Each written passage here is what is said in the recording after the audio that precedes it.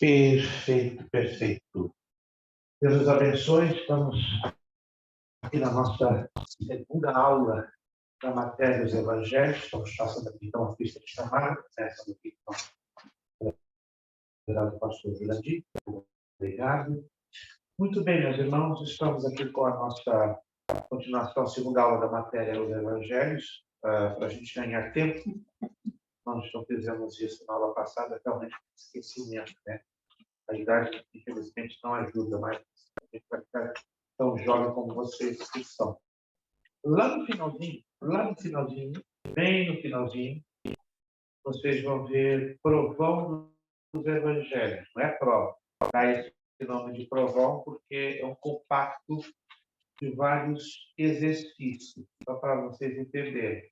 Número 1, assinale com o X a única alternativa correta. Então, aqui são 11 questõezinhas. Vocês vão ler com bastante atenção, e nós estaremos corrigindo na próxima aula, tá bom? Estas 11 questões, mais o número 2. Assinale com C para certo e com E para errado. Então, preste atenção, na próxima aula nós vamos corrigir a parte 1, assinale com X a única alternativa correta, e a parte 2, assinale com C para certo e errado. No caso, seria uma página 1 e a página 2 lá no finalzinho. E na outra aula, não nessa aula, mas que você queira adiantar, nós vamos partir para essa coluna A com coluna B. Essa vai ser a base da prova, da futura prova dos evangelhos, tá bom? Então, você tem que trabalhar já com esses exercícios. Próxima aula será dia 2 de março, permitido Deus, dia 2 de março. Nós vamos corrigir a página 1 e a página 2. E no dia 9 de março, nós vamos corrigir, então, a página de número 3. Compreendido, irmão? Só para a gente ter ganho de tempo, e aí vocês podem já desenvolver.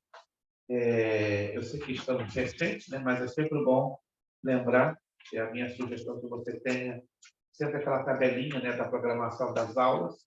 Talvez alguns esquecem, alguns separam, mas mantenha junto com o seu material, né, para você estar bem conectado, né? Esta matéria terá sua finalização no dia 16 de março, com a provinha, né? Terminamos a matéria e temos a nossa provinha. E aí a próxima matéria, síntese do Antigo Testamento, dia 23 de março, e aí por diante, né? Esse cronograma só será alterado por motivo de força muito excepcional, mas vamos fazer um esforço para mantermos esse calendário em pleno funcionamento, se surge alguma situação no meio do caminho, questão, por exemplo, de saúde minha, que eu não consiga vir aqui, mas até agora o Senhor tem sido bondoso para conosco e nos está ajudando. Vamos lá. Página 3, Evangelho de Marcos. Este evangelho é para os romanos. Marcos foi o primeiro dos 4 evangelhos a ser escrito, apesar de ser o menor. Olha que coisa curiosa. Apesar de ser o menor dos evangelhos. Quantos capítulos tem, irmão? Eu esqueci. Eu tomei hoje um café bem forte lá no Dunkin', né? Apagou a minha memória. 16. Dos 4 evangelhos, qual é o mais extenso em número de capítulos? Quantos capítulos lembram? 28. Vocês estão perfeitos. Estão, olha, afiadíssimos. Mas afiado que facão novinho da Home Depot. Maravilha. Então, Marcos foi o primeiro dos 4 evangelhos a ser escrito e, apesar de ser o menor, apresenta este grande detalhe, mais pormenores da vida de Jesus, trazendo a ideia de um servo de Deus em constante ação. Vamos então identificar Marcos, primo de Barnabé, assim nos informa Colossenses 4:10, e conhecido dos apóstolos. Acredita-se que foi no cenáculo da sua casa que Jesus celebrou a sua ceia. A Bíblia não dá detalhes, mas por fontes históricas se chega a essa dedução. Marcos foi apresentado a Paulo e chegou a começar uma viagem missionária com ele, mas não a terminou. Por este motivo, Paulo não o quis levar na segunda viagem. Porém, Barnabé apoiou e acompanhou o jovem Marcos, tornando-o um servo de Deus de grande valor. Nós já sabemos, né, que, de maneira inicial, houve uma rejeição do apóstolo a Marcos lhe acompanhar. Mas, anos depois, ele foi bem utilizado, né, pelo apóstolo Paulo. Paulo, no final do seu ministério nas prisões romanas, ainda buscava e recebia a ajuda de Marcos. Só Lucas está comigo. Toma Marcos e traze-o contigo, porque ele é muito útil para o ministério, né?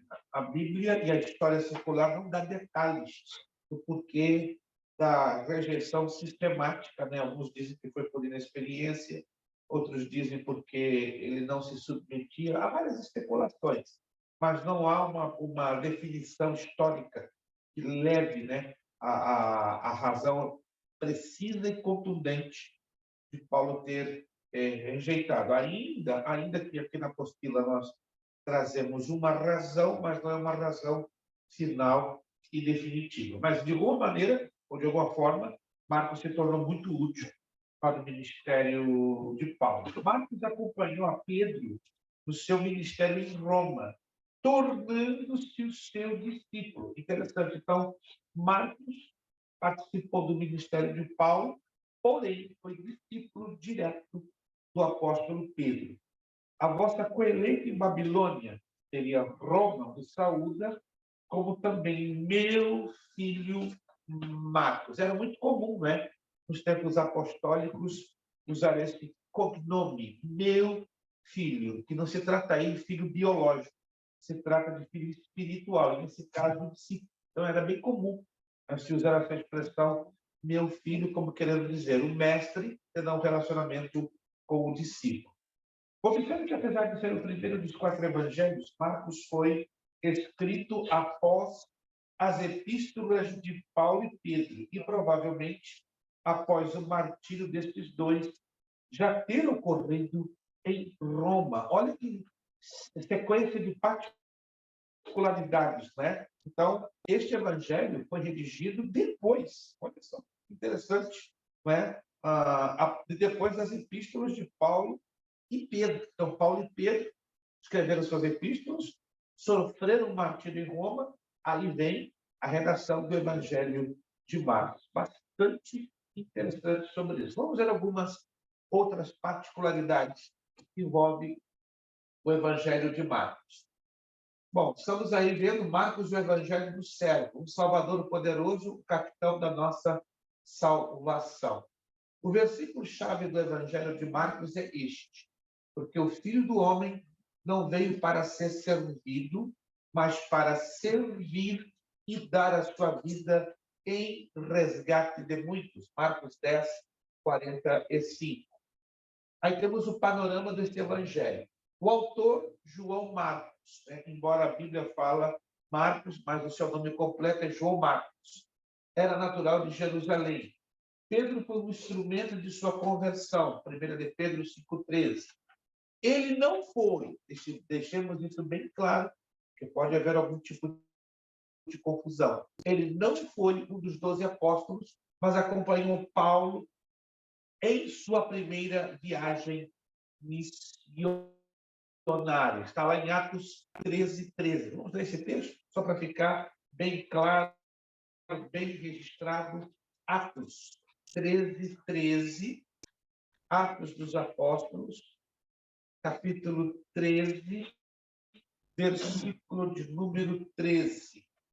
Atos 13, 13. E aqui tem uma curiosidade, ó. E navegando de Pafos, Paulo e seus companheiros dirigiram-se a Perge da Pampilha. João, porém, apartando-se dele, voltou para Jerusalém. Ó, João Marcos. Então, na maioria das vezes, quando se lê esse texto, causa uma certa confusão. Concordam? Porque, na maioria das vezes, pensamos que se trata João Evangelista, que foi, né, discípulo do Senhor Jesus Cristo, o autor do livro do Apocalipse e das 3 epístolas que levam o seu nome. Mas não, aqui se trata de João, Marcos. Isso é um estilo de Lucas a omitir o último nome. Lucas sempre, isso nós vamos estudar mais à frente, tinha um estilo próprio de redação, um estilo literário. Ele sempre gostava de mencionar o primeiro nome, nunca o último nome, que era mais comum, né? A menção do último nome por parte dos escritores da Bíblia Sagrada, sobretudo do Novo Testamento, mas aqui nós vemos o estilo pessoal de Lucas, mencionar apenas o primeiro nome. Anote, então, aí se trata de João Marcos, não o evangelista ou discípulo de Jesus, João. O Evangelho de Marcos foi escrito pelos cristãos em Roma, ou seja, foi escrito para os romanos, cujo império dominava o mundo da época e os que estavam habituados a grandes conquistas. Ele vai mostrar Jesus como servo, grande conquistador, e mostrar a sua força e seu poder, bem como a sua proteção e segurança. Então, Marcos ele procura colocar a perspectiva do Senhor Jesus Cristo dentro da exata perspectiva que os romanos enxergavam a vida, sobretudo a questão da força militar. Lembra-se que foi o maior império de toda a história. Muitos dizem, não, o maior império da história foi o babilônico, outros dizem, não, foi o medo-persa, outros dizem, foi o macedônico, debaixo da liderança de Alexandre o Grande. Mas quando você analisa bem da história, o maior império mundial que cobriu praticamente 2/3 da Europa e da Ásia, definitivamente, foi o Império Romano. E nós herdamos muito da cultura do Império Romano. Herdamos o idioma, herdamos a arquitetura, a engenharia, a física, a química, a medicina. Então, o Império Romano trouxe inúmeras contribuições. Temos a influência da cultura macedônica? Temos influência dos árabes? Temos, mas nada comparado à influência do Império Romano. Por isso que Marcos foi muito cuidadoso com a direção do Espírito Santo em apresentar o Senhor Jesus na óptica exata que os romanos tinham da vida. Vamos lá. É definitivamente o menor dos 4 evangelhos, escrito de maneira resumida, 16 capítulos, porém com descrição viva de cenas animadas e movimentadas que revelam ação. É o evangelho do dinamismo e é o evangelho dos milagres.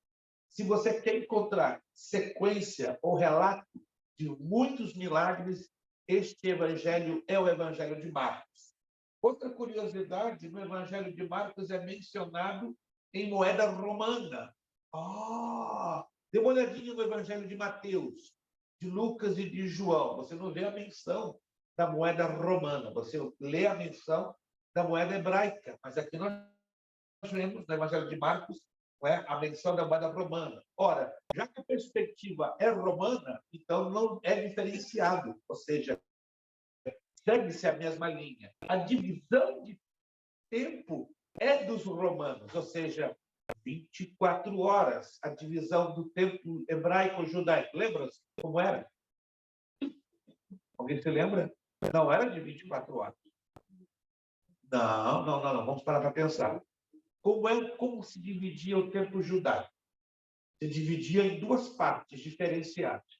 Tem uma parte A e uma parte B. Qual seria essa parte A? Vamos lá, alguém se lembra? Se não me falha a memória, já falamos alguma coisinha assim, bem rapidamente. O tempo judaico tem 2 partes. O dia, você quer anotar, interessante. O dia judaico, 6 horas da manhã, 6 horas da tarde. Esse é o dia judaico. Mas e a noite judaica? Não existe noite? Existe. Elas são divididas em 4, o quê? Vigílias da noite. De quantas horas cada vigília? 3 horas. Vamos lembrar? Primeira vigília da noite. Vai de que horas a que horas? 6 às 9. Segunda vigília, 9 à meia-noite. Terceira vigília, 10 às 3. E a última, que é a quarta, segundo o capítulo 14 do Evangelho de Mateus. Lemos ali um episódio que envolve Jesus e os seus discípulos na 4ª vigília da noite. Que episódio é este? Lemos? Não. Segundo Mateus, capítulo 14, é um episódio, um acontecimento que envolve Jesus e os seus discípulos na quarta vigília da noite. Para aquele que não olha na Bíblia.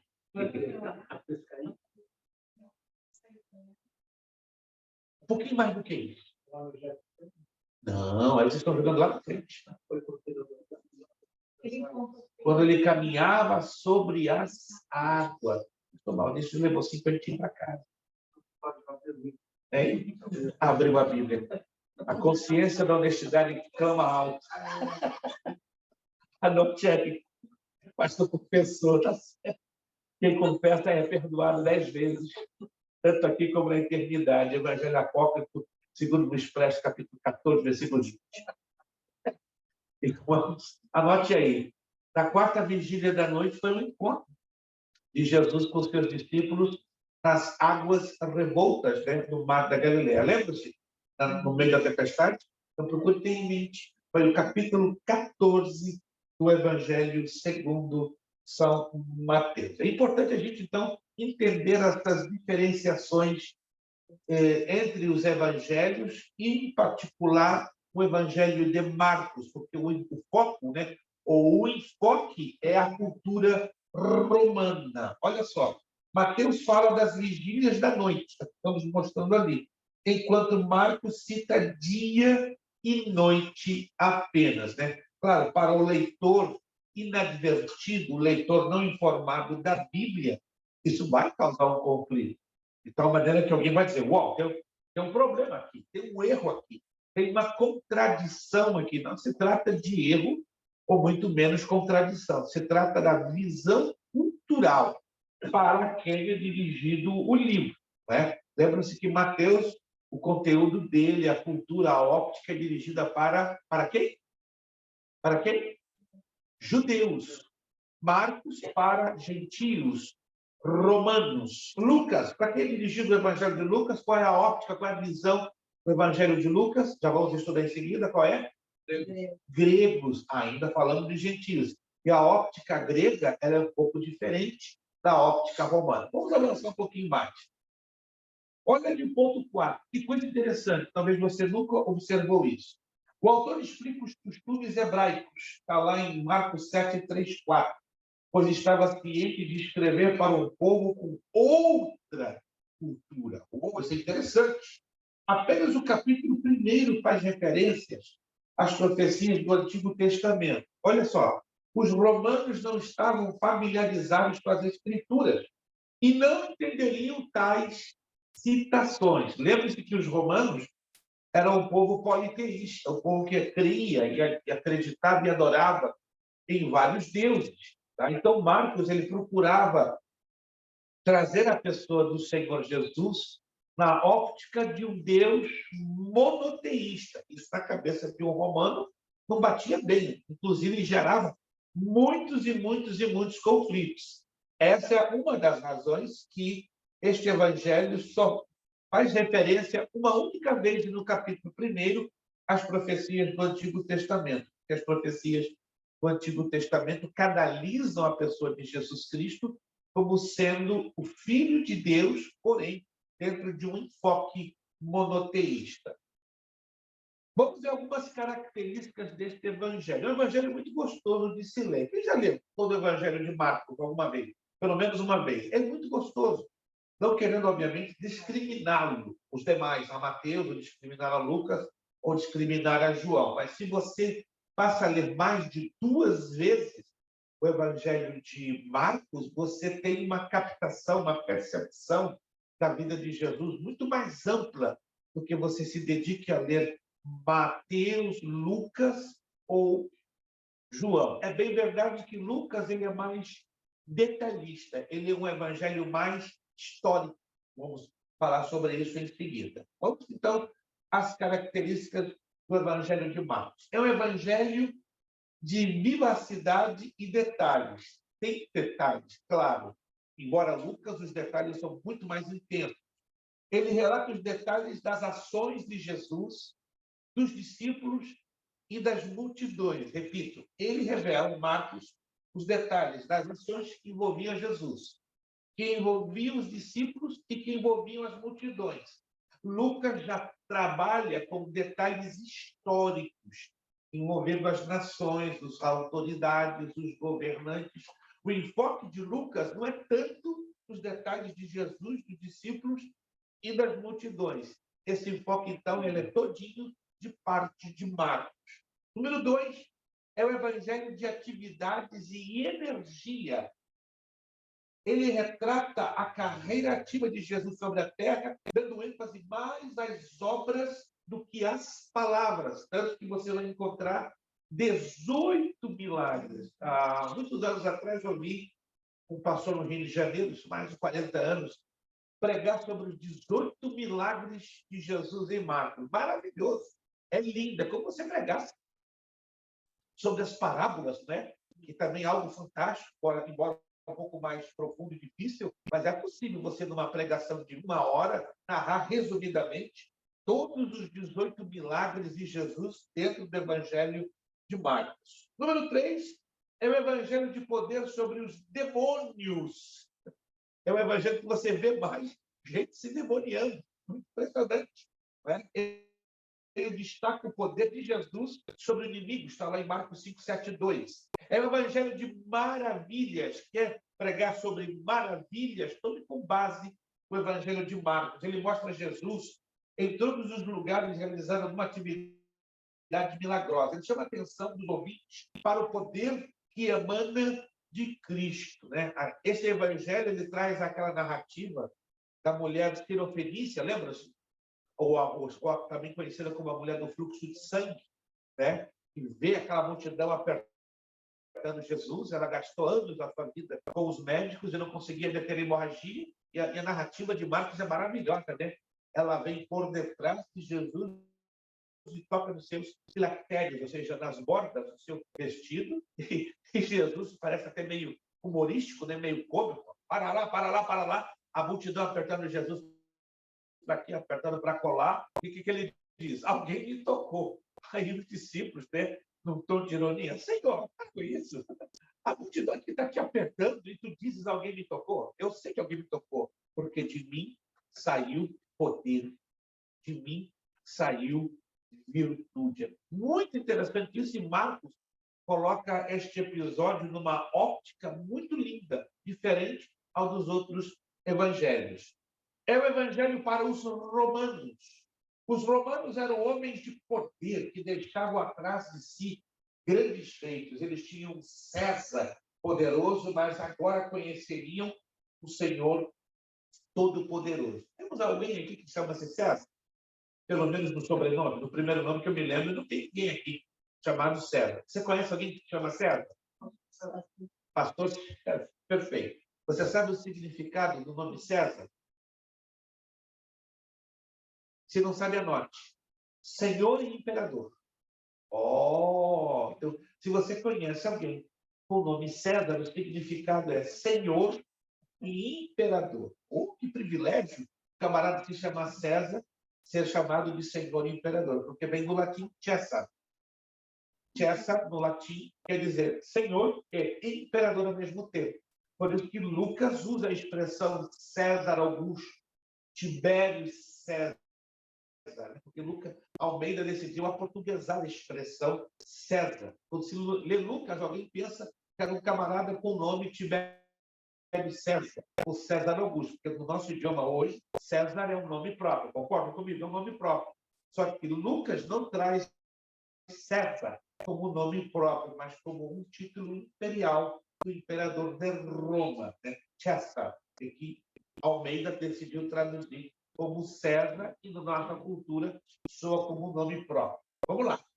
Os romanos, como já falei, eram homens de poder que deixavam atrás de si grandes feitos. Eles tinham César, ou seja, um senhor, um imperador poderoso, mas agora eles estavam conhecendo outro César, outro senhor, que é o Todo-Poderoso.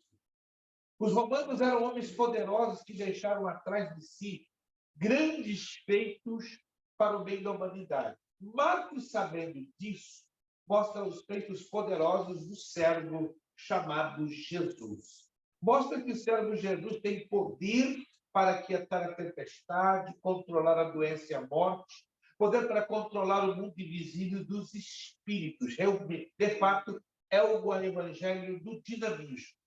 Os romanos viam a deidade, ou seja, o poder de ser divinos dos Césares, que era a cabeça de um reino poderoso. Marcos faz com que eles se curvem diante daquele que está acima dos Césares e é rei de todos os reinos cujo domínio era onipotente e eterno. Essa é uma das razões porque o Império Romano, através de Nero, começou a perseguição dura contra os cristãos. Nero, particularmente, se achou ofendido em saber que o povo estava dando adoração, reverência, estava se inclinando para o outro César, ou seja, Jesus Cristo. Nero se sentiu ameaçado, mas esse problema não apenas atingiu a Nero, atingiu a uma sucessão de imperadores romanos que deflagraram a mais dura e impiedosa perseguição contra os cristãos. Mas tudo começa basicamente com Nero. Calígula tentou alguma coisa, né? Calígula veio antes de Nero, mas ele foi assassinado, né, antes que ele pudesse lançar um ataque pesado contra os cristãos. Mas se você estuda a história, né, Nero chega a incendiar a cidade de Roma e acusa os cristãos deste crime. Alguém já leu sobre isso? Diz a história que Nero ordenou que centenas de cristãos fossem amarrados a estátuas, dando voltas ao redor da cidade de Roma, fazendo deles chamas vivas, ou seja, tochas vivas, recaindo sobre eles, claro, a culpabilidade do incêndio de Roma. Foi o próprio Nero, né, que ordenou o incêndio de Roma, o suplício ou martírio desses cristãos, e, por fim, ele acaba se suicidando, né, dando lugar para um outro imperador assumir, e aí foi uma sequência de muita confusão que atinge o Império Romano, mas a partir de Nero. Ok, Marcos mostra que o servo Jesus tem poder para aquietar a tempestade, controlar a doença e a morte, poder para controlar o mundo invisível dos espíritos. Como já falei, os romanos viam a deidade dos Césares, que era a cabeça de um reino poderoso. Marcos faz com que eles se curvem diante daquele que está acima dos Césares e é rei de todos os reinos cujo domínio era onipotente e eterno. Os romanos, já falamos isso, né? Mas nada mais que para tocar nessa tecla. Não sabiam nada das escrituras ou profecias judaicas. Marcos omite todas as referências à lei judaica. Marcos explica as palavras judaicas. Boanerges, filho do trovão, Talita Cumi, menina levanta, e Corban, que não se sabe com precisão o significado desta palavra, mas ela é uma palavra judaica, aramaica, que alguns afirmam que significa oferta ao Senhor, mas não se tem ainda uma tradução precisa e exata. Marcos transforma o dinheiro dos judeus em moeda corrente dos romanos. Ele explica termos e costumes dos judeus como se estes não fossem compreendidos pelos leitores. O Evangelho de Marcos ensina que a vida do discipulado significa seguir a Jesus, ainda que isso seja com perseguição e rejeição, como foi dele. E é normal, na verdade, a vida do cristão ela é marcada por desafios, dificuldades, lutas, né? Atos dos Apóstolos, se não me entrar a memória, diz que o reino de Deus ele é ganho por quê? Por força. Então, o reino de Deus não é uma coisa simples, né? Às vezes eu vejo pessoas pregando dois extremos, né? Ou um evangelho fatalista ou um evangelho aveludado. Fatalista, você nasceu para sofrer, você nasceu para ser rastejado, você nasceu para sangrar. Isso é um evangelho fatalista. E tem o outro oposto, né? Que é o evangelho aveludado, né? Você nasceu para vencer, você nasceu para conquistar, você nasceu para romper, é só vitória. Alô? Nem um evangelho aveludado, nem um evangelho fatalista. Nós temos que viver um meio termo, um equilíbrio. Mas, nesse equilíbrio, claro, vamos ter semelhanças, né, que alcançaram o ministério do Senhor Jesus. Ele mesmo disse, se perseguiram a mim, perseguiram a vós. Se odiaram a mim, odiarão também a vós. E aí perguntamos, somos melhores do que o Senhor Jesus? Em nada, em nada. Então, faz parte, né, da trajetória cristã passarmos momentos de apertos, de perseguições. Aliás, se você analisa as cartas de Paulo, parece dar a impressão, ou, para que não dizer, é algo até positivo e taxativo. Quanto mais você quer fazer a coisa certa, mais dificuldade vai ter. Quanto mais você quer caminhar direitinho na presença de Deus, mais luta você vai ter. E aí alguém pergunta, então o camarada tem que ser desleixado? Tem que ser um cristão para lá e para cá? Não. Muito pelo contrário, temos que reafirmar a nossa identidade, apesar dos pesos, das dificuldades e das lutas. Acima de tudo, temos que ter o quê? Personalidade, identidade e convicção como cristãos. Marcos sublinha a fé, a necessidade de fé da pessoa. Isso é interessante. Para receber o poder de Jesus, para ajudar o que necessita. Então, dos 4 evangelhos, é o evangelho que mais sobressai a questão da fé. Interessante que João não toca muito nesta tecla, mas Marcos sim, ele faz questão de deixar claro que há uma necessidade de fé em nós para alcançarmos certas benesses ou certas graças da parte do nosso Deus. Vamos entrar no Evangelho de Lucas. Aí vira a página. Passa a sua vontade. 12 de Atos, fala que quando a igreja orava pela libertação de Pedro, era na casa da mãe de João Marcos. No caso, fica inteiro, João Marcos. João Marcos. Pastor Jurandir observou isso. Vamos em Atos 12, 12. Bem interessante isso aqui. Atos 12, 12. Ainda falando de Marcos. Há muitas menções no Novo Testamento sobre Marcos ou João Marcos. Considerando ele a sua situação, resolveu ir à casa de Maria, mãe de João, cognominado, que eu acabei de falar agora há pouco, cognominado o quê? Marcos, onde muitas pessoas estavam congregadas e oravam. É a única menção que Lucas faz do seu cognome, que seria o seu last name, seu último nome, como dizem os hispanos, de seu apelido. Né? O hispano fala apelido, o nome de família, certo? Então, aqui está.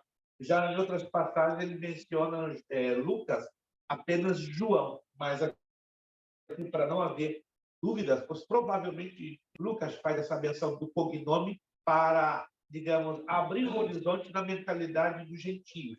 Porque lembre-se que o Evangelho de Lucas é escrito para gentios gregos, e não é diferente, né, do estilo de Atos. Não sei se alguém já analisou um pouquinho. Quando você lê Atos, dá a ligeira impressão que você está lendo a continuação de Lucas. Alguém já teve essa impressão? E, na verdade, fazia parte. Pelos manuscritos originais, Lucas e Atos era um só volume.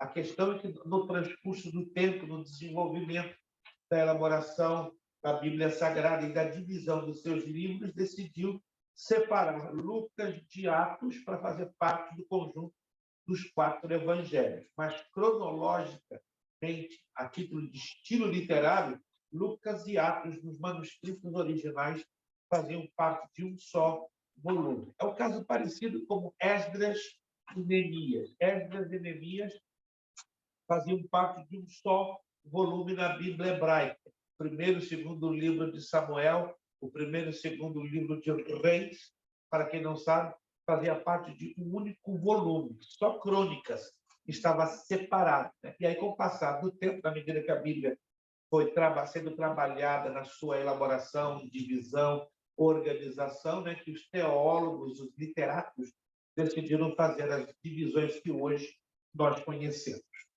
Lucas, virando a página número 4, é o evangelho escrito para os gentios, gregos, convertidos. Aproximadamente foi em torno do ano 60, ano Domini, a escritura do evangelho de Lucas. Lucas fala como historiador da salvação. Tem um propósito claro afirmado logo no início do seu evangelho. Eu creio que eu falei alguma coisa já anteriormente. Lucas é conhecido como o único polímata da história bíblica. O que é um polímata? Uma pessoa que tem várias atividades, vários talentos, vários chamados. Conhecemos Lucas como médico amado, mas ele foi historiador, foi geógrafo, foi biólogo. Lucas tinha um espectro de conhecimento dentro da visão humana muito amplo. Então, Lucas pode aí anotar: historiador, médico, geógrafo e biólogo. Ele tinha 5 atividades altamente reconhecidas naquela época, né? Claro, o que mais se ressalta pela narrativa bíblica é ele como médico amado, mas ele fala como historiador da salvação e tem um propósito claro, afirmado logo no início do seu evangelho. Observe esse início do evangelho de Lucas. Eu peço sua atenção, que é bem interessante, e você vai observar que eu coloquei em negrito, né, em letras negras, 3 frases propositalmente para lhe chamar a atenção. Lucas 1:4. Visto que muitos houve que empreenderam uma narração coordenada dos fatos, que entre nós se realizaram, conforme nos transmitiram os que desde o princípio foram deles testemunhas oculares e ministros da palavra, igualmente a mim me pareceu bem, depois de acurada investigação de tudo desde sua origem, dar-te por escrito, excelentíssimo Teófilo, uma exposição em ordem, para que tenhas plena certeza das verdades em que foste instruído. Observe bem as 3 frases que eu chamei a atenção. Narração coordenada, depois de acurada investigação e exposição e ordem. Confere? Narração coordenada é uma narração em ordem cronológica e também de fatos. Depois de acurada investigação. Então, temos bem claro que Lucas investigava os fatos antes de expô-los por escrito. E outra preocupação de Lucas é colocá-los em ordem, e essa ordem é cronológica. E ele dirige a quem? A Teófilo. Provavelmente foi o mensageiro, portador desta epístola como formato de uma carta. A palavra Teófilo, alguém sabe o significado do nome Teófilo? Amigo de Deus, porque vem de céu, Deus, e filos, amigo. É por isso que a ordem cronológica de Lucas é usada para fazer a harmonia dos evangelhos. Lucas acompanhou Paulo em suas viagens missionárias e, portanto, acredita-se que o médico amado era membro da igreja de Antioquia. Agora, abra um parêntese aí. Na Palestina, havia 2 Antioquias. A Antioquia da Síria e a Antioquia da Cilícia. A Antioquia da Síria estava exatamente dentro do atual território da Síria, que era o mesmo daquela época. Agora, a Antioquia da Cilícia estava exatamente na fronteira da Palestina com a Anatólia, ou Ásia Menor, que hoje é a atual Turquia. Então, temos que ter cuidado para não confundir as Antioquias. E aqui está se referindo à Antioquia da Síria, aquela que está dentro do território sírio, ao contrário da Antioquia da Cilícia, porque isso pode trazer um pouquinho de confusão. Interessante a visão paulina refletida nos escritos de Lucas. É natural que essa visão paulina estivesse, vamos dizer, estereotipada ou exalada pela convivência, né? Pela relação próxima entre Paulo e Lucas. Vamos lá. Número 1, independência dos novos convertidos gentios em relação aos princípios judaicos dos primeiros discípulos. 2, não perdendo, todavia, a noção de que o lugar, berço da fé evangélica e, portanto, onde os líderes da igreja, os apóstolos, continuavam, era Jerusalém. Muito interessante isso, tá? Lucas 24, 50, 53 diz: Então os levou para Betânia e, erguendo as mãos, os abençoou. Aconteceu que, enquanto os abençoava, ia se retirando deles, sendo levado para o céu. Então eles, adorando, voltaram para Jerusalém, tomados de grande júbilo, e estavam sempre no templo, louvando a Deus. Muito interessante isso. Há uma continuação da história do Evangelho no livro de Atos, formando juntos uma unidade, que eu acabei de falar. Lucas, Atos, maior que todas as cartas de Paulo juntas. Atos 1:4, né? Parecido com Lucas 1:4. Escrevi o primeiro livro ao Teófilo, relatando todas as coisas que Jesus começou a fazer e ensinar. E comendo com eles, determinou-lhes que não se ausentassem de Jerusalém, mas que esperasse a promessa do Pai, a qual disse: ele de mim ouviste. Perceberam? Escrevi o primeiro livro. Você lendo Atos, o primeiro livro está se referindo Lucas a Teófilo. Estão me acompanhando? Atos 1:4. Está aqui, estamos acabando de ler. Aí Lucas está dizendo em Atos: escrevi o primeiro livro ao Teófilo. Ora, se Lucas está falando aqui em Atos, a Teófilo, ele escreveu um livro, que era o primeiro, relatando todas as coisas que Jesus começou a fazer e ensinar. Qual teria sido este livro? O Evangelho de Lucas. Interessante, temos que interpretar, na verdade, que estamos lendo para não dar curto-circuito, para não dar confusão. Vamos então ver algumas particularidades do Evangelho de Lucas. O divino homem perfeito, o médico amado. Em Lucas, Jesus é o homem perfeito. Por que perfeito? Lembre-se que Lucas está escrevendo para que classe de gentios? Gregos. Os gregos sempre valorizaram a estética, a beleza exterior, a postura. Por exemplo, entre os romanos, uma senhora, uma mulher gordinha, não importava. Tanto fez, tanto faz. Mas para o grego, sim. Uma mulher grega gordinha era objeto de escândalo. É uma questão de estereótipo social, é uma cultura. Né? Quando se olhava uma mulher gordinha na antiga Grécia, misericórdia, acreditava-se que a maldição dos deuses estava sobre ela. Então, a questão da estética para os gregos era de suma importância, como, por exemplo, um nariz afilado, um perfil bem ajustado, uma cabeça bem colocada. Os gregos eram perfeccionistas com respeito à estética. Por isso, Lucas apresenta alguém que jamais havia passado na face da terra com uma perfeição inigualável, não uma perfeição estética, mas uma perfeição moral e uma perfeição espiritual. O versículo-chave de Lucas: e disse-lhe Jesus: hoje houve salvação nesta casa, pois também este é filho de Abraão. Porque o Filho do Homem veio buscar e salvar o que se havia perdido. Que interessante, que lindo. Esse foi o encontro, né, que Jesus teve com quem? Alguém se lembra? Com Zaqueu. Não deixe o pastor sozinho, não. Ele fica triste. Tá? Com Zaqueu. Vamos avançar um pouquinho? O propósito do Evangelho de Lucas apresenta um relato preciso da vida de Cristo, homem e Salvador perfeito. Tivemos um pequeno problema, vamos inverter a ordem. Vamos ver o panorama do Evangelho de Lucas.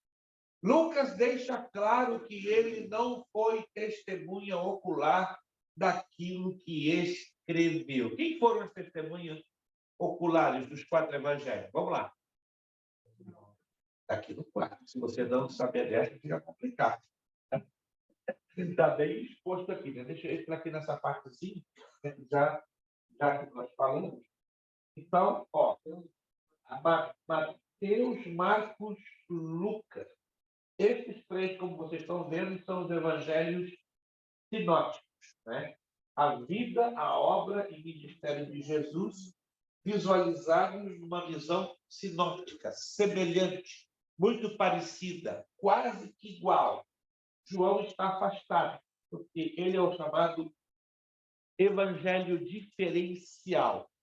O evangelho de Marcos e o evangelho de Lucas se baseiam na tradição oral, ok? E nas fontes escritas, pelas letras K, L, M, N e Q. Tá? Então, lá na frente a gente vai estudar as bases destas fontes como fidedignas para entendermos que o que foi escrito por Marcos e o que foi escrito por Lucas são narrativas fidelíssimas, embora nem Marcos nem Lucas conheceram, caminharam ou estiveram pessoalmente com o Senhor Jesus. Somente Mateus e João, que foram testemunhas oculares, foram chamados diretamente por Jesus e, consequentemente, tiveram uma convivência e até um nível de intimidade com o Senhor Jesus. Para explicar essa parte, alguma dúvida, alguma pergunta que você queira fazer dentro deste enfoque? Porque vamos aumentar o nível de dificuldade com respeito à compreensão dos 4 evangelhos. Vamos lá. Então, Lucas deixa claro que ele não foi testemunho ocular daquilo que ele escreveu. Número 2, Lucas escreveu especialmente para o povo grego, cuja missão era melhorar o homem moral, intelectual e fisicamente, cujo ideal era o homem perfeito.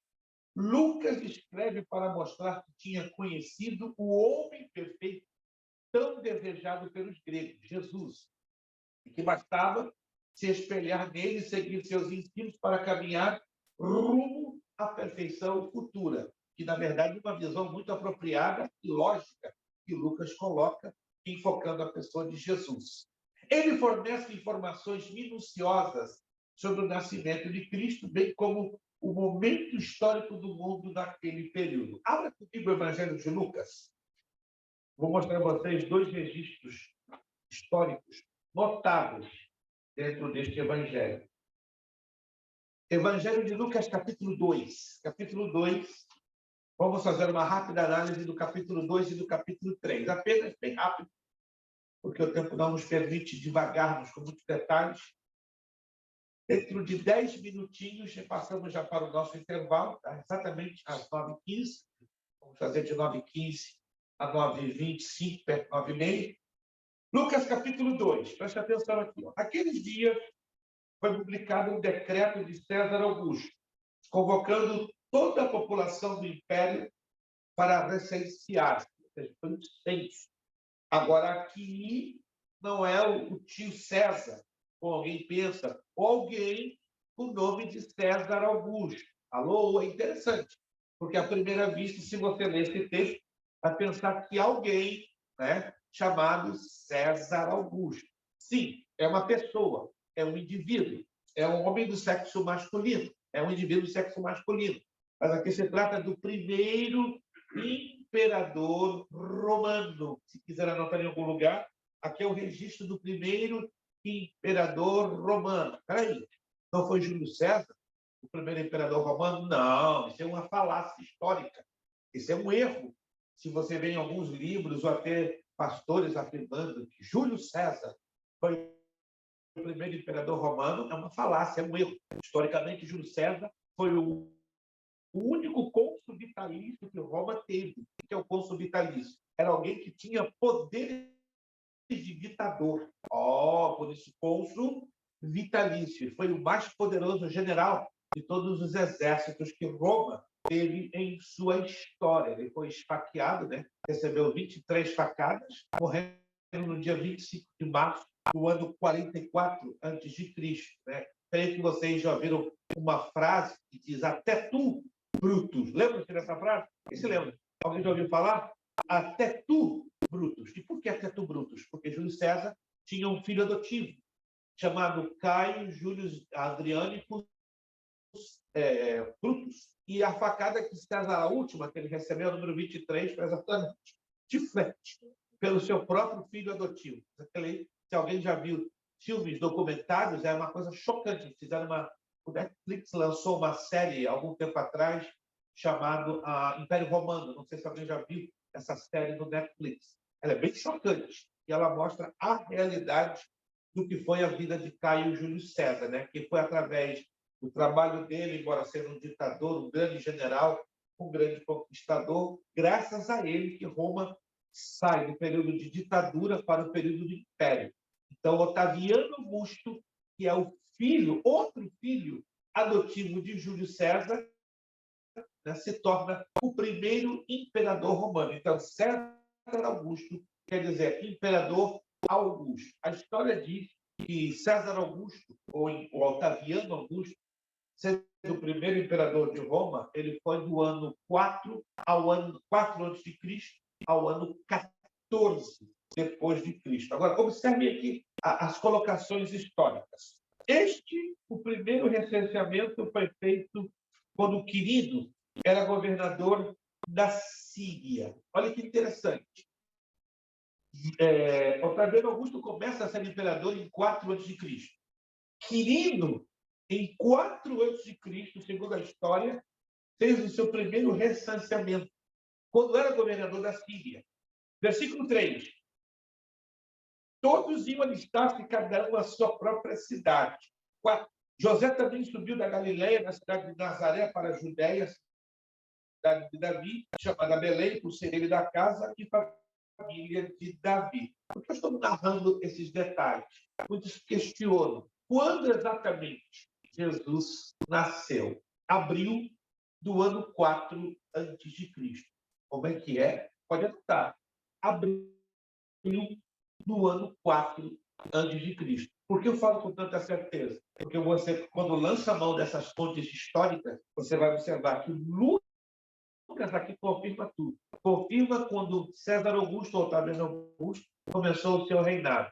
E confirma, olha, de uma maneira inquestionável, o tempo que Quirino era governador da Síria. E Quirino foi governador da Síria entre 4 a.C.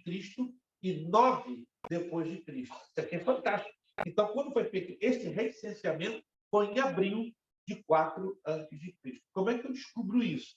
Quando você estuda as narrativas históricas dos historiadores.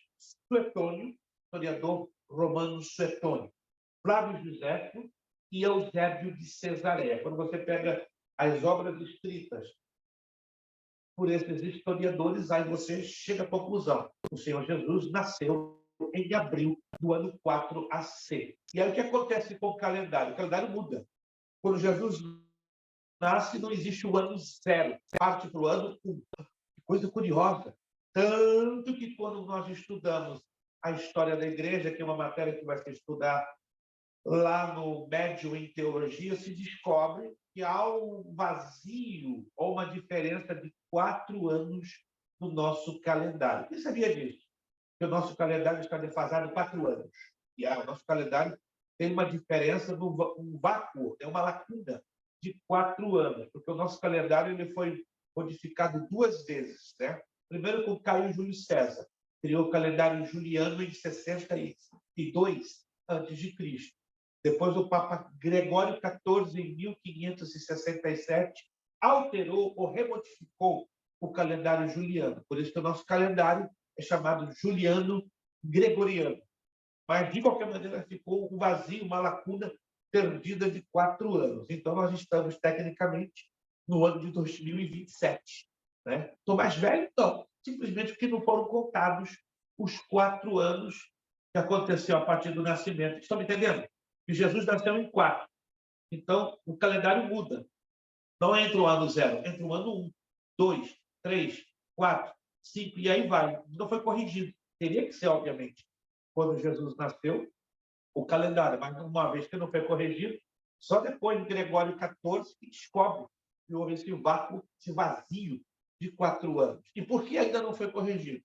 Por razões políticas, nada mais. Talvez aí no meio do caminho alguém vai propor nas Nações Unidas a modificação do nosso calendário e aí nós vamos saltar 4 aninhos. Né? Mas até lá, quem sabe, Jesus já tenha vindo e não vai fazer muita diferença fazer a correção desse calendário. Vamos lá. Sim. Eu já ouvi vários eles consideram que Jesus.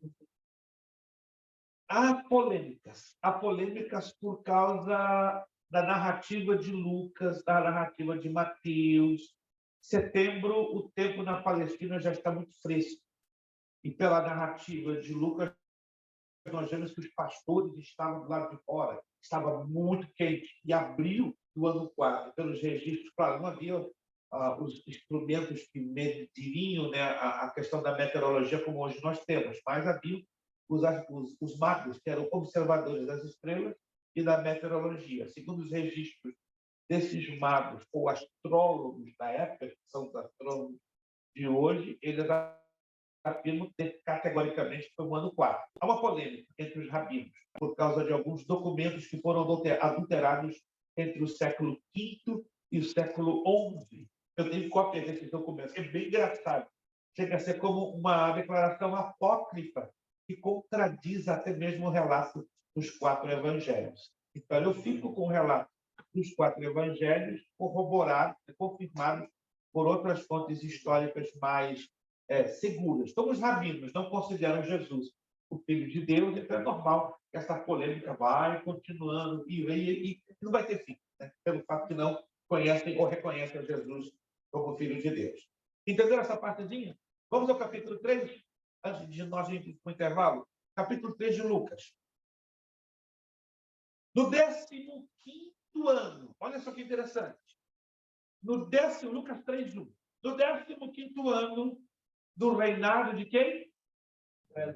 Quem foi Tibério César? O segundo imperador romano. Quando Tibério César começa a reinar? Abril de 29 depois de Cristo. E aqui está falando 15º ano. Se ele começou a reinar em 29 depois de Cristo, em 14 depois de Cristo, 14 mais 15, então é o ano 29 depois de Cristo. Tibério César, né? Ou seja, imperador César. Aí a história tem uma documentação farta. Era Pôncio Pilatos, governador da Judéia, era Herodes, tetrarca da Galileia, seu filho Filipe, seu irmão Filipe, que também se chamava Herodes Filipe. Na próxima aula eu vou trazer para vocês a cronologia ou a dinastia dos Herodes. Existiram 8 Herodes na história, mas a Bíblia faz a narrativa de 5. Uau, é muito Herodes para pouca areia. Exatamente. Um já é o suficiente para fazer muita turbulência. Imagine 5. Então, este aqui, Herodes, o tetrarca da Galileia, Herodes o Grande. Aí depois veio Herodes Filipe, também conhecido como Filipe, tetrarca da região da Itoreia, Traconites e Lisânias, tetrarca de Abilene. Outro fato chamativo, verso 2, sendo sumos sacerdotes Anás e Caifás. Aqui tem um fato incomum. O nível de corrupção do sacerdócio judaico.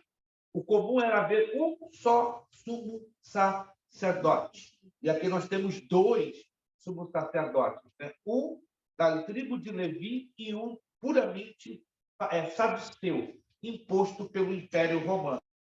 Para vocês verem o nível de corrupção que se encontrava o sacerdócio judaico. E tudo isso confirmando o ano 29 depois de Cristo. Acredita-se que era entre o finzinho do ano 29 para o início do ano 30, porque o versículo 3 diz que ele percorreu toda a circunvizinhança do Jordão, pregando o batismo de arrependimento para a remissão de pecados. Ou seja, estaria aí na transição do momento que Jesus se apresenta a João Batista para ele ser batizado no Rio Jordão. Segundo fontes seguras, Jesus teria sido batizado perto do ano 30, quando ele fecha 18 anos no seu período de formação de rabino.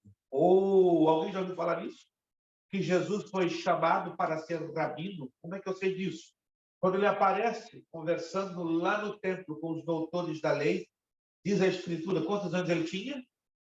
12 anos. E quando você estuda como funcionava o rabinato, o rabino gastava 18 anos estudando no templo. E Jesus teve que chegar ali aos 12, porque um ano depois ele faria o bar mitzvah. 13 anos. Uau! Ou seja, Jesus foi chamado para ser um rabino, um mestre, um doutor da lei do Antigo Testamento. O próprio Jesus mesmo disse, eu vim para cumprir a lei e não para revogá-la. Quando Jesus faz essa declaração, ele não apenas cumpriu os 613 mandamentos da lei mosaica, mas ele mesmo se tornou a própria encarnação da lei sendo ele o mais perfeito e o mais completo de todos os rabinos. Então, quando Jesus é batizado por João Batista no Rio Jordão, é a sua consagração, ou a sua inauguração ministerial como o rabi de Israel e o mestre de todos os mestres, o Senhor Jesus Cristo. Ok? São 9h17, vamos passar então para o nosso intervalinho, 9h30, 9h30, estourando, nós voltamos. Você está ligado na Rádio Strong Tower Church. Rádio não, TV Strong Tower Church.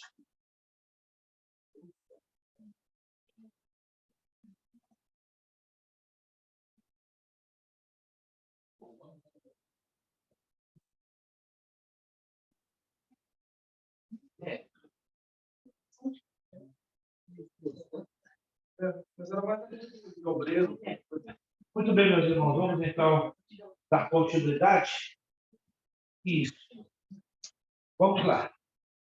Lucas escreve para mostrar, vocês entenderam então o conteúdo histórico de Lucas, como Lucas ele dá relevância ao registro da história. Lucas escreve para mostrar que tinha conhecido o homem perfeito, tão desejado pelos gregos, Jesus, e que bastava espelhar nele e seguir seus ensinos para caminhar rumo à perfeição futura. Lucas fornece informações minuciosas sobre o nascimento de Cristo, bem como o momento histórico do mundo naquele período, é o que acabamos aqui de demonstrar. O autor, Lucas, era um médico grego, porém cristão, de acordo com Colossenses 4,14. Sabemos que ele era um companheiro e amigo íntimo de Paulo, participando de vários momentos de sua vida missionária. Chamado por Paulo de médico amado e cooperador, de acordo com Filemão, verso 24, ele escreveu o Evangelho e o livro de Atos. O Evangelho de Lucas foi escrito para os gregos. Teófilo é o receptor, né, o que levou a mensagem do livro. É o mais completo dos evangelhos. Ele faz várias referências a enfermidades e diagnósticos. Ele enfatiza o relacionamento de Jesus com as pessoas, a oração, os milagres, a participação dos anjos no nascimento de Jesus e dá total atenção à participação das mulheres em vários acontecimentos. Né? Alguns apelidam que o Evangelho de Lucas é o Evangelho do feminismo, né? Ou da defesa da mulher. Os 4 evangelhos é o que mais enfatiza a importância da mulher no ministério ou no serviço à obra de Deus. Também não é de se espantar como Lucas descreve as enfermidades dentro da óptica daquela época onde a medicina em nada se comparava aos avanços que hoje conhecemos. É o evangelho de cânticos e louvor. Vamos conhecer algumas características bem únicas do evangelho de Lucas. É o evangelho de cânticos e louvor. Ele descreve vários cânticos de Maria, de Zacarias, dos anjos, de Simeão. É o evangelho de oração. Se você quer pregar, trazer uma palavra sobre oração, claro, em toda a Bíblia você vai encontrar essa temática, mas em particular o livro de Lucas é especial para você tirar partes e se inspirar para falar da temática de oração. Ele mostra a vida de oração que Jesus teve. É o evangelho da mulher, acabei de falar agora, o evangelho feminista. Ele faz questão de destacar a atenção de Jesus a este grupo excluído de sua época. Destaque para Maria, Isabel e dentre outras. É importante, apenas uma questão de curiosidade e de tradução. Tem traduções da Bíblia em português, lá no Evangelho de Lucas, você não vai ver que Isabel é a mãe de João Batista. Você vai encontrar outro nome. Alguém já viu isso? Elizabeth. Elizabeth. Tem uma tradução da Bíblia em português, que é do padre Marcos Soares. Você não vai encontrar Isabel, vai encontrar Elizabeth. Algumas traduções em inglês vai estar Elizabeth, não Isabel, porque Isabel é uma forma latina, né? Uma forma italiana ou espanhola. Vamos lá.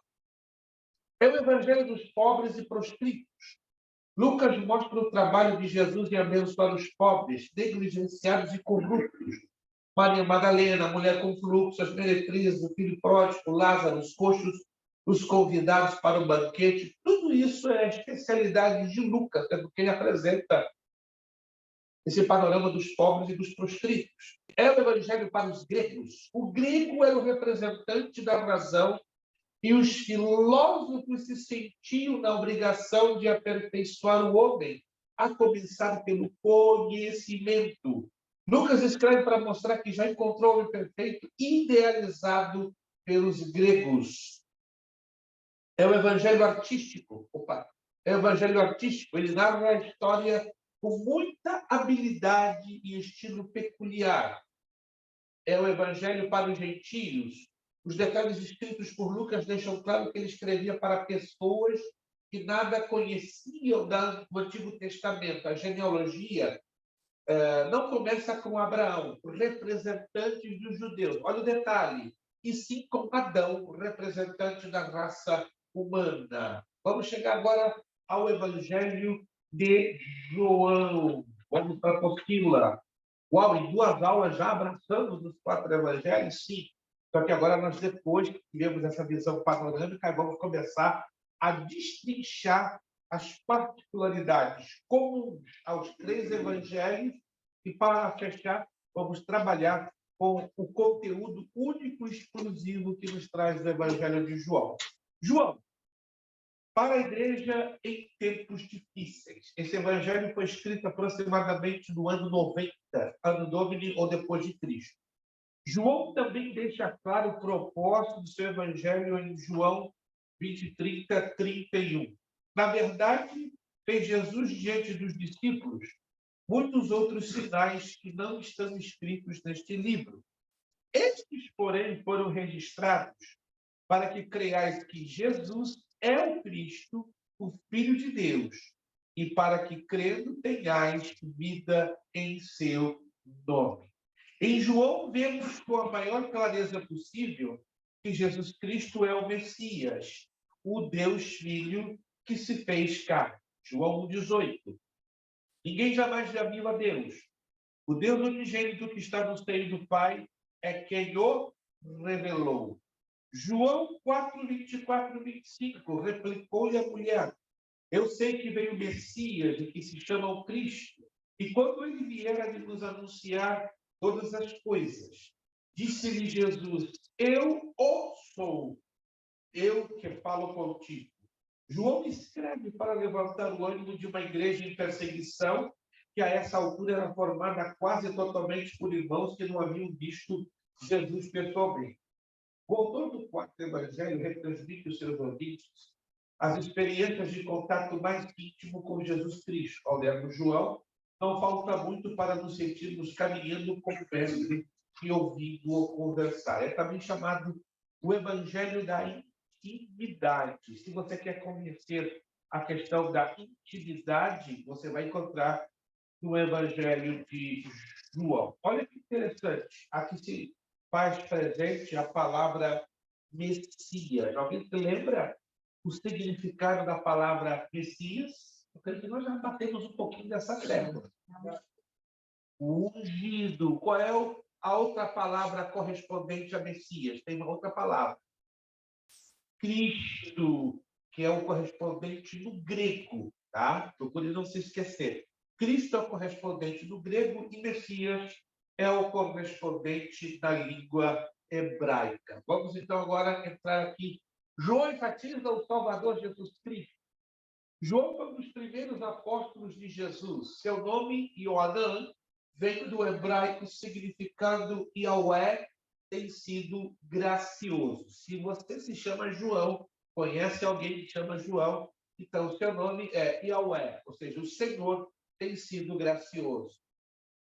O versículo-chave de João: estes, porém, foram escritos para que creiais que Jesus é o Cristo, Filho de Deus, e para que, crendo, tenhais vida em seu nome. João 20, 31.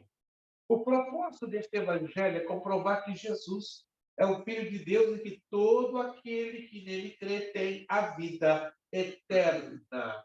Em João, Jesus é o único e suficiente Salvador. Vamos lá. Panorama deste evangelho. João era judeu, filho de Zebedeu. É importante porque a Bíblia fala de vários Joões. Então, temos que ter cuidado em identificarmos corretamente este João. Então, este era filho de Zebedeu, de acordo com Marcos 1, 19 e 20. Ele revela o conhecimento dos usos e costumes, característicos dos judeus, purificação, etc. João foi um dos 12 discípulos de Jesus. Ele foi chamado pelo próprio Cristo para seguir. João foi uma testemunha ocular daquilo que escreveu. Ele conviveu diretamente com Jesus e viu todos os acontecimentos que descreve no seu evangelho. João era um dos 3 amigos mais achegados a Jesus. Quais eram os outros 2? Pedro e Tiago. Pedro, Tiago e João. João também escreveu 3 epístolas, cartas e o Apocalipse. Algumas características do Evangelho de João. É o Evangelho de festa. Falam que o cristão não bebe, não se prostitui, não faz bagunça, mas é um povo festeiro, né? E não pode ser diferente, né? Porque o Evangelho de João é o Evangelho de festas. Então, povo abençoado para gostar de festa. E João, quem o diga, né? Ele descreve as festas tradicionais dos judeus. Agora, preste bastante atenção. É normal que você que tenha feito uma leitura superficial do Evangelho de João não tenha observado isso que nós vamos falar agora. São detalhes que têm que ser considerados. Se você não considerar esses detalhes, vai dar um grande problema. Quais são esses detalhes? Olha só. Uma vez que o Evangelho de João é o Evangelho de festas e menciona muitas dessas festas judaicas requeridas por Deus na lei do Antigo Testamento, vamos então identificá-las. Letra A, a festa da Páscoa, em João 2, 13 e 23, trata-se da primeira Páscoa, ou dentro desse Evangelho. Aí temos em João 5:1 a festa dos judeus. Aí em João 6:4, novamente a Páscoa, só que ela é uma segunda. Aí tem uma distância de um ano para o outro. Depois, a letra D, a festa dos tabernáculos, João 7:2. Letra E, a festa da dedicação, João 10:22. E depois a festa da Páscoa como sendo uma terceira, partindo do princípio que a Páscoa era comemorada apenas uma vez por ano. Estão me acompanhando? Então, nós temos a narrativa de 3 anos de Páscoa, 3 anos seguidos. Só que você, a grosso modo, lendo, deve entender que é uma só festa. Alguém já teve essa dificuldade de identificar ou nunca perceberam? Nunca perceberam? Alguns sim, outros não. Então, é interessante você separar isso aqui, você vai descobrir que são 3 festas da Páscoa diferentes em 3 anos diferentes. E você descobre pelo pano de fundo, pela narrativa do texto em si. Claro, se você não prestar atenção no pano de fundo, da narrativa, do que o texto fala, é óbvio que você vai entender como uma única festa da Páscoa realizada em um único ano. Vamos lá. É o evangelho de testemunho. Ele escreve para provar que Jesus é o Cristo, o ungido, e oferece testemunhos para defender a sua mensagem. Aí entra o testemunho de João Batista, o testemunho de alguns outros indivíduos, o testemunho da obra de Jesus, o testemunho de Jesus e a sua própria pessoa. Lindo! Olha, se você quiser tomar isso até para pregar, ali são manifestos os 7 eu sou. Alguém já leu isso? O Evangelho de João é lindo. Falar eu sou o pão, eu sou a videira, enfim, a identificação de Jesus com prerrogativas ligadas diretamente ao Pai Celestial. Letra E, o testemunho das Escrituras. Letra F, o testemunho do Pai. Letra G, o testemunho do Espírito Santo. Então, é o evangelho de testemunho. É o evangelho de fé. Ele deixa bem claro que o seu propósito é levar as pessoas a crerem em Jesus. E, para isso, ele dá muitos exemplos de pessoas que creram. Ele também dá muitos ensinamentos sobre a fé e mostra como a fé pode crescer. E lindo, gente, esse evangelho nos ensina a aumentar a nossa fé, a fortalecer a nossa fé. E o evangelho que nos dá uma visão correta de como trabalhar a nossa nossa fé. Hoje em dia nós vemos igrejas, denominações, líderes que ensinam até um tanto de fórmulas mágicas para como fortalecer a nossa fé. Mas melhor do que a Escritura Sagrada para nos dirigir, nos orientar com respeito ao trabalhar da nossa fé, eu vejo complicado e impossível, né? As epístolas de Paulo também nos orientam como canalizar corretamente a nossa fé. Mas o Evangelho de João tem esta linda característica de nos guiar com respeito ao desenvolvimento da nossa fé. É um evangelho espiritual. Ele nos apresenta as mais profundas meditações de João, que fala da doutrina da salvação, contando a história, naturalmente, a história de Jesus. Ele enfatiza a humanidade e a divindade de Jesus com grande habilidade e destrói as bases dos mestres gnósticos da sua época. Lembra-se dos gnósticos, ou gnosticismo. A palavra gnosticismo vem da palavra grega gnosis. Gnosis, no grego, quer dizer autoconhecimento. Os gnósticos, eles ensinavam que você pode encontrar Deus pelo simples conhecimento do seu próprio eu. Não há necessidade de você buscar uma outra fonte externa. Só você olhar para si próprio que você vai descobrir que dentro de você tem um pequeno Deus. Assim ensinavam os gnósticos. Por outro lado, quando eles conheceram Jesus, esses gnósticos, claro, se sentiram ameaçados, né? Porque Jesus deixava bem claro, eu e o Pai somos um. E ele era o Filho do homem, Filho de Deus. Então, os gnósticos perderam, entre aspas, um certo terreno, porque eles dominavam a cultura e a visão da filosofia grega da época. Aí, então, eles começaram a atacar contundentemente a divindade de Jesus Cristo. Ou seja, eles chegaram a dizer, não, Jesus não pode ser Deus. Ele é unicamente tão somente homem. Então, o gnosticismo trabalhou pesado em anular a divindade de Jesus. Eles apenas sustentavam que Jesus era um simples homem. É um evangelho de simbolismo. Todo livro tem a linguagem de símbolos. É o evangelho carregadinho de símbolos. Os números 3 e 7 prevalecem no livro, ou seja, Deus é a perfeição. Cada um dos 8 milagres narrados é um sinal.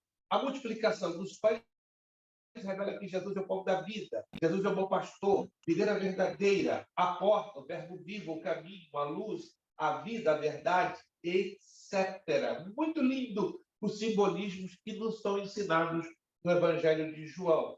É o Evangelho da encarnação. Mateus explica a função messiânica de Jesus. Marcos explica a obra ativa. Lucas explica o seu caráter perfeito. E observe, João explica que ele deixou a sua glória e veio habitar entre nós. O verbo, a palavra verbo no grego é logos, é a revelação da palavra, se fez carne.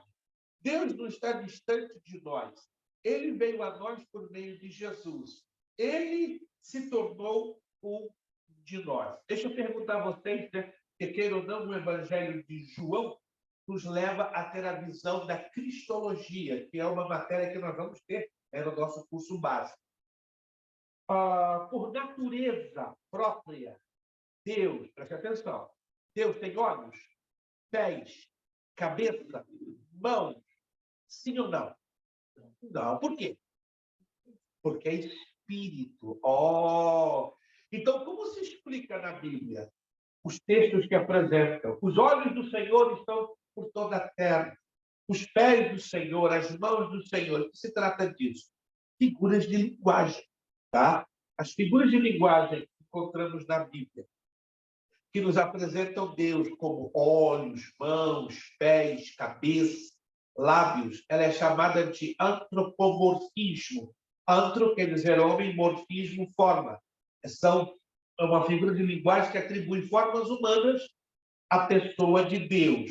Agora, quando lemos na Bíblia, e Deus se arrependeu de ter feito o homem, e Deus tirou, e Deus teve tristeza, aí encontramos antropopatismo, sentimentos humanos atribuídos a Deus, embora Deus tenha sentimentos, e alguns deles bastante semelhantes a nós, seres humanos. O que Deus não tem é o arrependimento.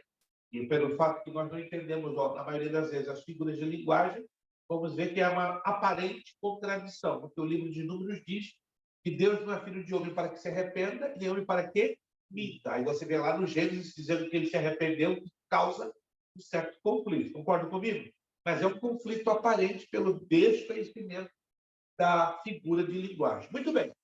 Se nosso Deus é espírito, então entendemos que o Filho é espírito e o Espírito Santo, claro, naturalmente é espírito.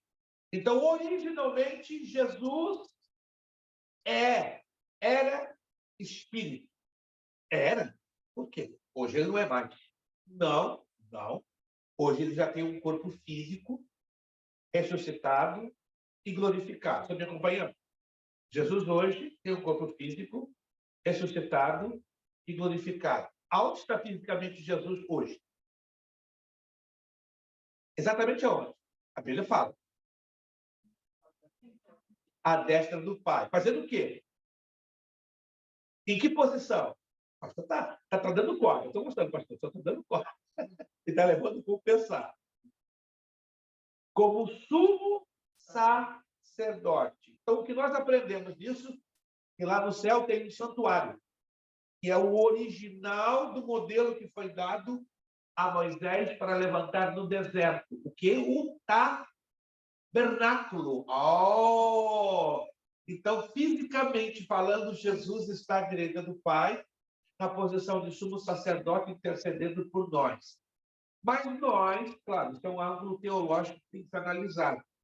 Quando temos a presença de Deus em nosso meio, costumamos dizer, Jesus está aqui. Está errado. Jesus está aqui. Só que não é ele fisicamente. Estão me acompanhando? É o Espírito Santo que revela a quem? O Pai e ao Filho. Olha que interessante. Então, o Espírito Santo revela a presença do Pai e a presença do Filho. Fala da parte do Pai e fala da parte do Filho. Mas em nenhum momento vemos o Espírito Santo falando dele, trazendo glória para ele, falando dele próprio. Muito interessante isso. E é digno de toda adoração, de toda glória, de toda majestade. É o Espírito Santo. Eu conheço igrejas que dá glória ao Espírito Santo, é heresia, mas não está escrito na Bíblia. Pelo fato que o Espírito Santo é Deus. Então, temos que dar a honra, a glória, adorar ao Espírito Santo, porque ele é Deus e ele está aqui agora, nesse exato momento, falando da parte do Pai, falando da parte do Filho, revelando da parte do Pai e revelando da parte do Filho. Só que Jesus, fisicamente, não está aqui entre nós. Estamos entendidos aí? Ele não está fisicamente, mas está ele pelo Isso é interessante e difícil entrar na nossa mente humana, porque queremos racionalizar. Mas por que eu estou tocando essa tecla? Se Jesus quisesse, quando ele terminasse o projeto e o trabalho da salvação que ele foi fazer na cruz do Calvário, ele voltaria ao seu estado original de espírito. Sim ou não? Se ele quisesse, ele o faria. Mas não fez. E por que não fez? Por amor a mim, por amor a você, por amor a nós, ele manteve o seu corpo físico glorificado por duas razões. Porque quando ele voltar para nos levar, ele vai ser a primeira pessoa que nós vamos ver. Está lá em 1 João, capítulo 3, verso 2. Que momento lindo! Quando ele vier, nós vamos... Uau! Jesus de Nazaré. E aí a dúvida não vai ficar nem uma gota, porque nós vamos ver a marca da coroa de espinhos, nós vamos ver as suas mãos perfuradas, vamos ver o seu lado perfurado e as marcas nos pés. Irmãos, esse dia eu estou esperando já 54 anos. Quem pastor? Já estou durinho de esperar 54 anos e continuo esperando. E eu tenho uma boa notícia para vocês. Não é aula de escatologia, não. Mas o momento está mais próximo que você pode imaginar. Se nós não acabamos com esse curso, não fica triste comigo, não. Dá glória a Deus, porque o negócio está acelerado. Estamos fazendo aqui a nossa parte, mas se de repente parar no caminho, continuamos lá. Lá vai ser o melhor curso de teologia que você puder imaginar, porque nós vamos estar com ele. Nós vamos ver a ele. E aí você vai dizer, meu Deus, que privilégio, que alegria, que dádiva, que bênção. Será que tudo aquilo que aprendemos e estudamos, vamos vivenciar olhando para o nosso amado Salvador? Alguém está com essa esperança aí? Eu continuo tendo, até que me digam ao contrário, mas graças a Deus ninguém vai me dizer, vem me convencer do contrário. Por isso que o Evangelho de João ele traz essa grande obra que Jesus fez, a encarnação. O Verbo se fez carne e habitou entre nós, cheio de graça e de verdade. E vimos a sua glória, como a do Pai. Que coisa linda isso, né? Que o Evangelho de João nos revela o Deus homem perfeito. O Evangelho de João também é o Evangelho da salvação. Não poderia ser diferente, não. Se João não falasse de salvação, tem alguma coisa errada. Não que os outros evangelhos não toquem na tecla da salvação, mas se você quer conhecer o evangelho que bate forte na tecla da salvação, este é o Evangelho de João. Os primeiros capítulos mostram Jesus em contato pessoal com vários tipos de pessoas, concedendo a todas elas a bênção de uma experiência salvadora. O encontro com André e Simão Pedro, o encontro com Natanael, o encontro com Nicodemos, o encontro com a mulher samaritana, o encontro com o paralítico do tanque de Betesda, o encontro com a mulher adúltera, o encontro com o cego de nascença. Irmãos, essa é a tônica do Evangelho. Salvação. O Evangelho que não é pregado apresentando esta mensagem é um evangelho falso, é um evangelho herético, é um evangelho diluído, é um evangelho fat-free, é um evangelho 5%. O pior do que isso, esta é a tônica do evangelho. Que Deus nos faça mais do que nunca amar o evangelho da salvação, expor o evangelho da salvação, pregar o evangelho da salvação, porque ele está entre nós e quer que eu e você sejamos o reflexo desta salvação, que um dia eu e você abraçamos. Amém? Preguei sem querer, gente, desculpa. Quando eu falo de João, eu fico com o espírito evangelista. Evangelista. Não tem jeito você falar. Eu tenho esse problema. Quando eu falo sobre o Evangelho de João, sem querer eu começo a pregar. E caímos na aula de homilética, que vai ser uma aula diferente, né? Nós vamos ver aqui grandes pregadores se levantando quando estudarmos. Acredito que o pastor já conhece, né? Quem é a prata da casa para pregar, mas acredito aqui que Deus vai levantar umas quantas pregadoras e pregadores que, olha, misericórdia. Essa casa aqui vai ficar sendo conhecida como a casa e o celeiro dos pregadores, né? Porque coisa mais linda quando vemos uma igreja que ama a palavra, que come a palavra, que se sacia da palavra e que vive e exercita a palavra na pregação. Ih, pastor, eu tenho vergonha. Eu sou tímido de marré. Não, mas com essa matéria do Milete, a sua timidez, né, vai passar para algum outro lado, né? Mas você vai ser motivado a usar a palavra de Deus, a pregá-la com simplicidade, porém com profundidade. Fique atento para essa matéria, né? Está lá, é a matéria número 13. Ih, está longe. Eu vou, então, me preparar, ter fôlego. Se prepare, busque fôlego, vai ser uma matéria muito linda. Jesus nos 4 evangelhos. Vamos então ter uma visão agora panorâmica de Jesus nos 4 evangelhos. Jesus como rei. Mateus escreveu os judeus e apresenta Jesus como rei. Ele começa mostrando a sua genealogia real. Servo. Marcos escreveu os romanos e apresenta Jesus como servo. Ele mostra Jesus em ação, o verdadeiro dever do servo. Homem. Jesus escreveu aos gregos e apresenta Jesus como homem perfeito. Esta era a grande aspiração dos filósofos. Ele mostra que jamais chegaremos à perfeição aqui na Terra, mas podemos seguir aquele que é perfeito, Jesus, Deus. João escreveu a todos os crentes e, sendo íntimo de Jesus, apresenta detalhes de sua vida que os outros não viram.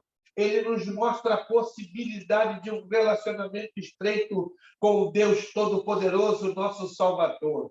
Por isso, entendemos que Mateus ocupa-se com a vinda de um Salvador prometido. Marcos ocupa-se com a vida de um Salvador poderoso. Lucas ocupa-se com a vida de um Salvador perfeito. E João ocupa-se com a vida de um Salvador pessoal. Quem é? Jesus Cristo, o nosso completo Salvador. E esta completa salvação, ela é revelada dentro dos 4 evangelhos.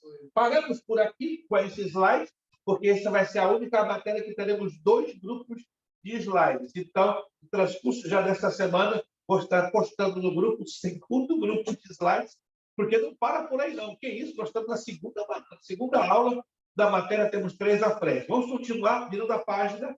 Agora nós vamos entrar no ambiente espiritual do Novo Testamento. Alguma pergunta? Pastor, Sim. por que Jesus chama? No final, a gente todo amoroso, todo amado, mas ele chama de provão. Mas ele está falando. Isto. Na verdade, os irmãos Boanerges eram sangue quente. Manda descer fogo do céu. Mas é interessante que no convívio de Jesus, o temperamental vira melancólico. O bode vira ovelha, né? Os bodes são intempestivos. Mas na convivência com Jesus tem que virar ovelha, porque nós fomos chamados, né, para sermos ovelhas, né? E os irmãos Boanerges eram, né, intempestivos. Os filhos de Zebedeu eram meio sangue quente, queriam que já Jesus executasse a fatura ali. Mas a convivência, a mansidão, eles foram adquirindo na convivência com Jesus. Vemos Pedro, né? Pedro também era bastante intempestivo, mas ele foi trabalhado de uma maneira muito linda, né? Que se tornou mansinho. Consequentemente, se a gente não se torna mansinho para ser usado nas mãos de Deus, fica difícil. Ih, pastor, eu sou meio pavio curto. Se você é pavio curto, pode acreditar. Jesus vai trabalhar com você, vai permitir você passar por provações, vai amaciar você, como amaciou os discípulos. O nosso Deus é maravilhoso. Você pode ser aquele bruto, pode esperar. Ele fez com os discípulos, ele vai fazer a mesma coisa comigo e a mesma coisa com você, porque ele quer que nós reflitamos o amor dele, a mansidão dele, a calma dele. Amém, irmãos? Amém. Ai, pastor, é complicado, então. Só sei quente no mundo. Glória a Deus. Jesus é especialista em trabalhar com os sangues quentes. Vamos lá. O ambiente espiritual do Novo Testamento. Como estava a questão deste ambiente naquela época? Jesus Cristo, Deus homem, havia cumprido e aperfeiçoado a lei. Alcançou a realização de toda a libertação do pecado e nossa retomada da comunhão com o Pai. Todavia, a igreja nasceu dentro de um ambiente judeu. Não se esqueça disso. A igreja nasce num berço fortemente judeu. Alguns ensinam errado, que nasceu no berço gentil. Não. Nasce dentro de um ambiente judeu, na continuidade das promessas do Velho Testamento. Então, precisamos entender o que acontecia com a nação judaica no tempo narrado dos evangelhos, o que nos esclarece o contexto real do Novo Testamento. Quando nós ignoramos o contexto do Novo Testamento, fica difícil interpretá-lo e compreendê-lo. Vamos lá. Vamos analisar 4 coisas básicas. Primeiro, tem um relato de profecia durante 4 séculos, desde Malaquias até João Batista. Lembra-se disso? Que houve um lapso, uma lacuna de 400 anos chamado silêncio profético. Lembra-se disso? Isso quer dizer que nenhuma obra canônica inspirada pelo Espírito Santo ocorreu entre Malaquias e João Batista. Número 2. Muitos falsos messias, muitos movimentos político-religiosos, né? Textos que nos dizem assim, que prosseguiram, varão israelitas, acautelai-vos a respeito do que está para fazer esses homens. Isso é um texto lá de Atos dos Apóstolos. Porque há algum tempo levantou-se Teudas, dizendo ser alguém, o qual se ajuntaram os 400 homens, mas ele foi morto, e todos quantos lhe obedeciam foram dispersos e reduzidos a nada. Depois dele, levantou Judas o Galileu nos dias do recenseamento, e levou muitos após si, mas também este pereceu, e todos quantos lhe obedeciam foram dispersos. Muito cuidado com a narrativa de Judas. Na Bíblia fala de vários Judas. Judas Iscariotes, Judas Tadeu, Judas o Galileu. Aí temos Judas o Galileu. Faça o highlight, essa narrativa está dentro do livro de Atos dos Apóstolos. Quem já leu sobre Judas do Galileu? Pouquíssimos, né? Então, faça esse highlight aí, porque está lá dentro do livro de Atos dos Apóstolos. Na próxima hora eu vou fazer uma menção, né, um pouco histórica, né? Eu não quero fazer agora, porque já estamos na finalização, mas 2 minutinhos já estamos fechando a nossa aula. Número 3. Nacionalismo e rebeliões políticas contra os dominadores romanos. Aqueles, pois, que se haviam reunido perguntaram-lhe, dizendo: Senhor, é nesse tempo que restauras o reino a Israel? Jesus teve 2 discípulos, vamos dizer, anarquistas. Já ouviram falar do que significa anarquismo? Anarquismo é uma tendência política e filosófica em querer desestabilizar qualquer que seja o governo, seja ele justo ou injusto, é uma mentalidade natural dos anarquistas. Os anarquistas vêm de longa data, né? Eles dominam até o presente momento em várias partes do mundo, mas no tempo de Jesus, Jesus chamou a 2 discípulos anarquistas. Alguém sabe quem foram eles? 2. Simão e quem mais? Teve outro? Não. Esse aí foi pesado. Não se lembram desse aí? Esse foi pesado. Judas Iscariote. Como é que eu sei isso na Bíblia? Pela origem da sua cidade. Judas Iscariote. Aí você pesquisa, estuda. A palavra Iscariotes vem da cidade do norte da Galileia chamada Queriote. Aí você estuda. Queriote era uma das cidades da Galileia que albergava os zelotes. E os zelotes eram os anarquistas da época. Ainda que a Bíblia fala que Simão, o zelote, era realmente um zelote. A palavra zelote quer dizer o que manuseia com adagas ou com espadas. Alguém assistiu aquela série The Chosen? Lembra-se de Simão?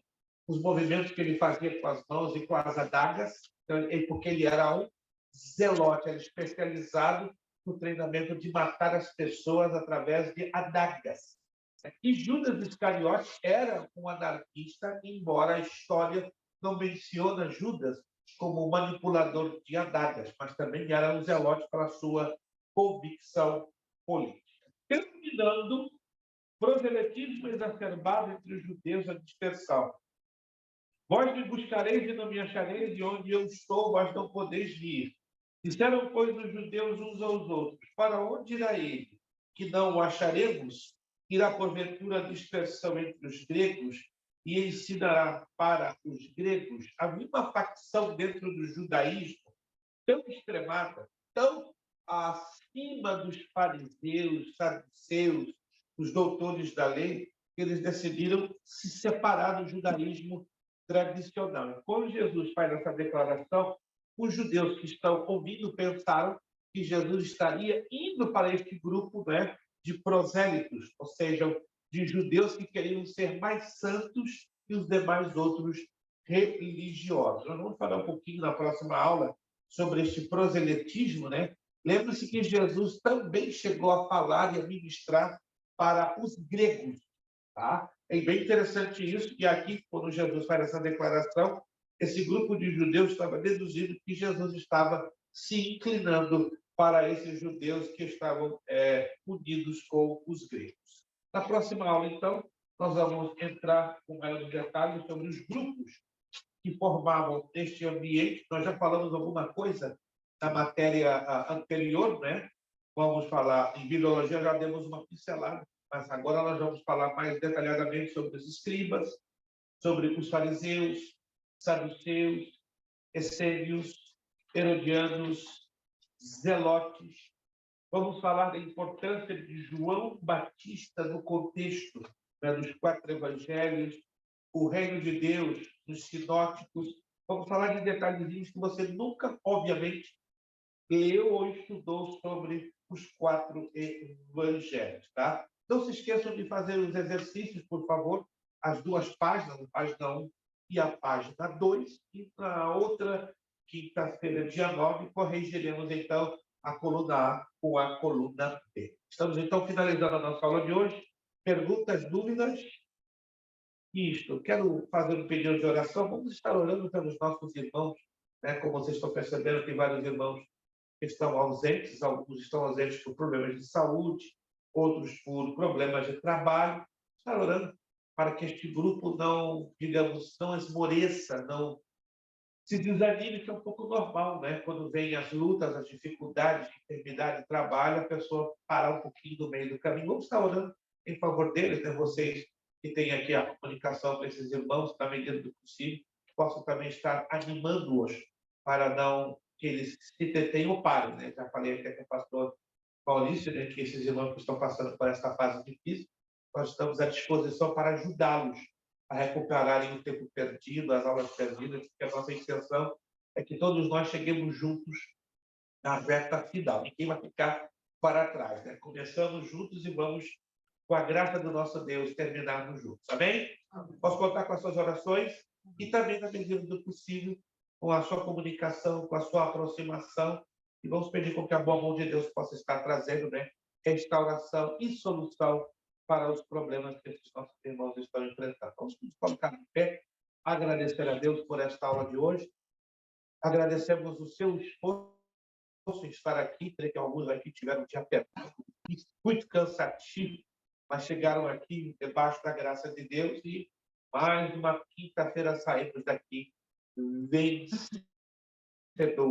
Vamos pedir ao nosso irmão, deixa eu ver aqui, nosso irmão Rodrigo, por favor, irmão Rodrigo, que está lá com essa camiseta bonita que eu nunca vou ver, né? Só se depois ele me mandar um endereço para eu descobrir onde conseguiu essa bonita camiseta. Então, nosso irmão Rodrigo vai nos estar despedindo a aula de hoje com uma palavra de oração. Por gentileza, irmão Rodrigo. Obrigado por mais um dia. Aleluia. A tua palavra. Obrigado. Graças a Deus. Vamos trabalhar na casa, filho, pai, Aleluia. Todo conhecimento para cada um de nós aqui. Continua sendo santificado. Então, Deus nos fortalecendo, Pai. Eu venho a parabéns para o Cristo. Em nome de Jesus. Amém. Tome a mão do seu irmão e vamos proclamar o nosso lema. Isto. Seriedade. Compromisso. Disciplina. Seriedade. Compromisso. Disciplina. Seriedade. Compromisso. Disciplina. É necessário que ele cresça e que eu diminua. É necessário que ele cresça e que eu diminua. É necessário que ele cresça e que eu diminua. E a Deus, dá-nos o quê? A honra, a glória e poder. Quintas transmissões desta quinta-feira, dia 23 de fevereiro, segunda aula dos Evangelhos. Muito obrigado. Deus nos abençoe. Até a próxima, dia 2 de março. Que Deus nos abençoe em nome de Jesus. Muito obrigado.